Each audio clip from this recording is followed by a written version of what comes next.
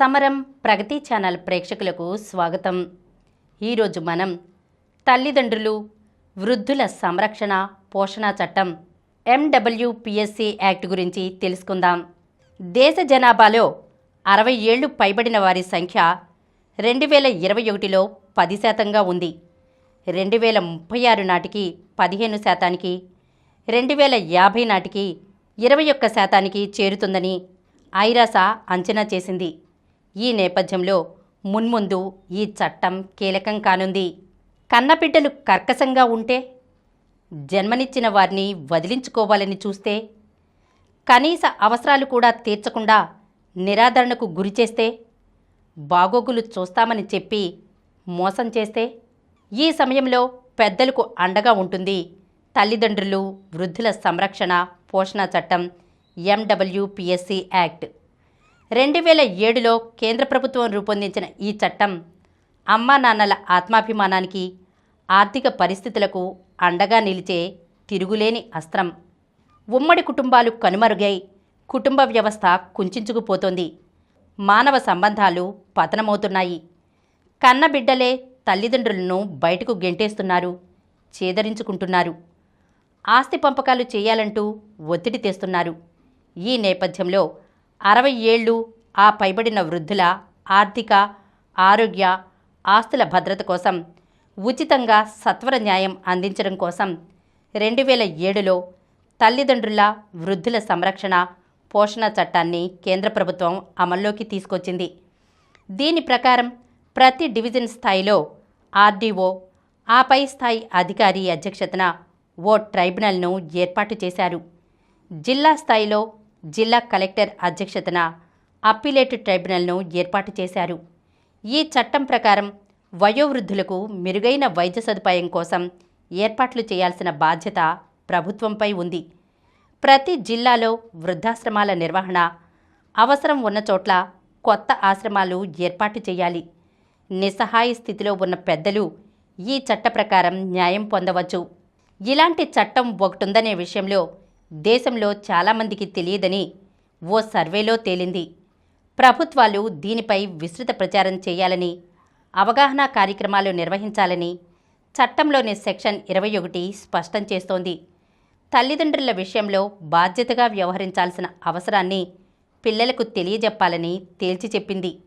మలి వయసులో తల్లిదండ్రులను గౌరవించాల్సిన అవసరం, సామాజిక బాధ్యత గురించి పిల్లలకు చెప్పాలి. జన్మనిచ్చిన తల్లిదండ్రుల పోషణ, సంరక్షణ బాధ్యత కుమారులు, కుమార్తెలదేనని తెలపాలి.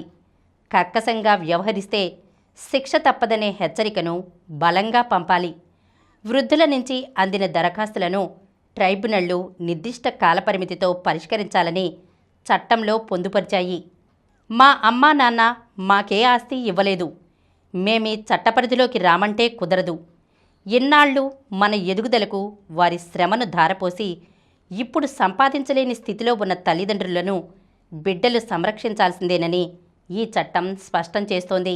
MWPSC చట్టం ప్రకారం 60 ఏళ్ల వయసు నుండి బిడ్డల నిరాదరణకు గురవుతున్న వారు సబ్ డివిజన్ పరిధిలోని RDO లేదా సబ్ కలెక్టర్ కార్యాలయంలో ఫిర్యాదు చేస్తే న్యాయం జరుగుతుంది. నిస్సహాయ స్థితిలో ఉంటే మరో వ్యక్తి లేదా ఏదైనా రిజిస్టర్ అయిన స్వచ్ఛంద సంస్థ సాయం తీసుకుని ఫిర్యాదు చేయవచ్చు. ఎవరి నుంచైతే నిర్వహణ సొమ్మును కోరుతున్నారో వారికి నోటీస్ ఇచ్చి వివరణ తీసుకున్నాక ట్రైబ్యునల్ ఆదేశాలు ఇస్తుంది. తిండి, బట్ట, నివాసం, వైద్య అవసరాల నిర్వహణకు అయ్యే ఖర్చులను మీ పిల్లల నుంచి ట్రైబ్యునల్ ఇప్పిస్తుంది. నెలవారీ మెయింటెనెన్స్ సొమ్ము చెల్లించడంలో విఫలమైతే 1 రోజుల వరకు జైలు శిక్ష విధిస్తుంది. సంతానం లేని దంపతులు వారి తదనంతరం ఆస్తి ఎవరికి దక్కుతుందో ఆ బంధువుల నుంచి నిర్వహణ సొమ్మును పొందవచ్చు. కనీస అవసరాలు తీర్చుకోలేకపోతున్నామనుకుంటున్న తల్లిదండ్రులు, వృద్ధులు స్థానిక భాషలో పూర్తి వివరాలతో ట్రైబ్యునల్కు దరఖాస్తు చేసుకోవాల్సి ఉంటుంది. దీన్ని ట్రైబ్యునల్ 90 రోజుల్లో పరిష్కరిస్తుంది. ఈ సమయంలో మధ్యంతర భృతి కూడా ఇప్పించే అవకాశం ఉంది. ట్రైబ్యునల్ ఉత్తర్వులపై అభ్యంతరం ఉంటే జిల్లా స్థాయిలో కలెక్టర్ సారథ్యంలో ఏర్పాటు చేసిన అప్పీలేట్ ట్రైబ్యునల్ను 60 రోజుల్లో ఆశ్రయించవచ్చు. ఇక్కడ నెలలోగా సమస్యను పరిష్కరిస్తారు. జిల్లా సాంఘిక సంక్షేమ అధికారికి ఈ చట్ట ప్రకారం మెయింటెనెన్స్ ఆఫీసర్గా గుర్తింపునిచ్చారు. ట్రైబ్యునల్, అప్పిలేట్ ట్రైబ్యునల్లో జరిగే విచారణలకు అవసరం అనుకుంటే తల్లిదండ్రుల తరపున ఆ అధికారి ప్రాతినిధ్యం వహిస్తారు. అమ్మానాన్నల బాగోగులు చూసుకోకపోతే బిడ్డల పేర రాసిచ్చిన ఆస్తి దస్తావేజులను రద్దు చేసుకునే అధికారం తల్లిదండ్రులకు ఉంటుందని ఇటీవల దేశ సర్వోన్నత న్యాయస్థానం కూడా తేల్చి చెప్పింది.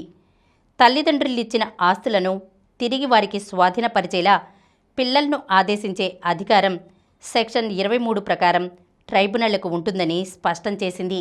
మండల, జిల్లా న్యాయ సేవాధికార సంస్థలు వివిధ గ్రామాల్లో న్యాయ విజ్ఞాన సదస్సులు నిర్వహిస్తున్నాయి.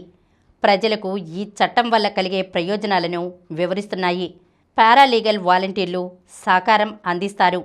న్యాయ సహాయం, సందేహాల నివృత్తికి 15100 టోల్ ఫ్రీ నంబర్ను సంప్రదించవచ్చు.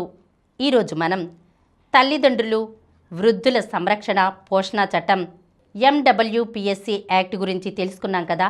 మరొక అంశంతో మళ్ళీ కలుద్దాం. ఈ కార్యక్రమం మీకు ఎంతో నచ్చింది కదా.